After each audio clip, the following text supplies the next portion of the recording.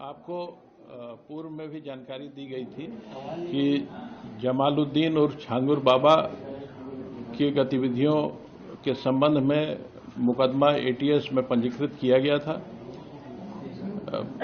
5 जुलाई को छांगुर बाबा और जमालुद्दीन और उसके प्रमुख सहयोगी नीतू उर्फ नसरीन की गिरफ्तारी की गई थी।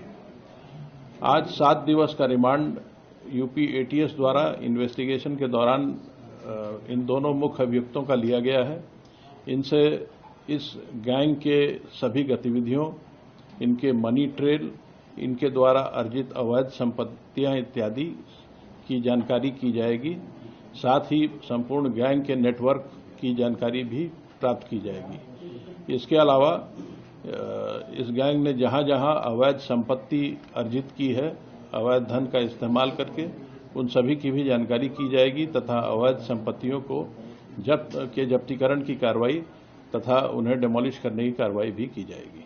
सर, क्या अभी तक जो जितनी भी आगे पहले जांच पड़ताल हुई है, क्या इस बात की कोई जानकारी अब तक कितने लोगों का अवैध धर्मांतरण कराया होगा, कितनी महिलाएं होंगी, कितने पुरुष होंगे, कोई आइडिया? इस संबंध में अभी कोई गैस करना उचित नहीं है, क्योंकि एटीएस इस पूरे प्रकरण की विस्तृत जानकारी कर रही है, उसमें गहन विवेचना कर रही है।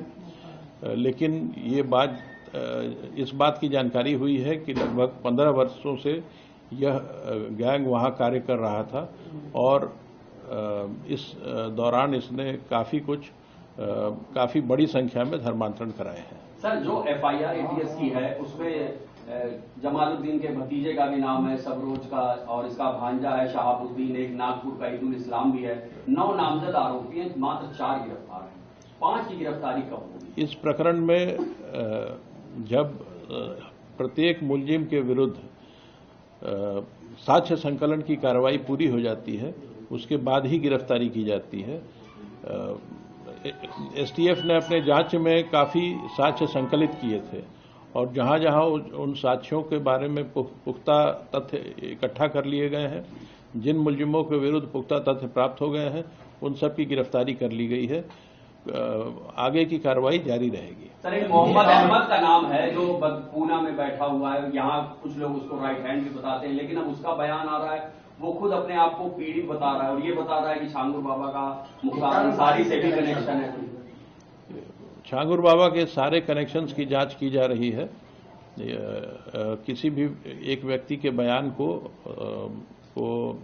जमीनी तथ्यों से उसके खिलाफ अवेलेबल एविडेंस की कसौटी पे कसना पड़ता है। जब सारे जानकारियां इकट्ठी हो जाएंगी तभी मैं इस पर कोई स्टेटमेंट दे पाऊंगा। मोहम्मद अहमद आरोपी है? मोहम्मद अहमद आपके लिए आरोपी है सर? मोहम्मद अहमद इस प्रकरण में नामजद है और एटीएस उसके संबंध में जांच कर रही है। जांच से, विवेचना से जो तथ्य प्राप्त होते हैं उसके आधार पर कार्रवाई की जाए। सर, ईडी ने आपसे जानकारी मांगी है, क्या ईडी भी मनी लॉन्ड्रिंग के तहत कार्रवाई कर रही है? ईडी द्वारा एटीएस से इस प्रकरण में दायर एफआईआर की प्रति मांगी गई थी। इसके अलावा और कोई जानकारी इस मुख्यालय के स्तर पर उपलब्ध नहीं है। क्या सर ये जानकारी में है स्विस बैंक में भी इन लोगों का खाता है, दुबई या शारजाह में? नहीं, ऐसी कोई जानकारी अभी उपलब्ध नहीं है। Thank you.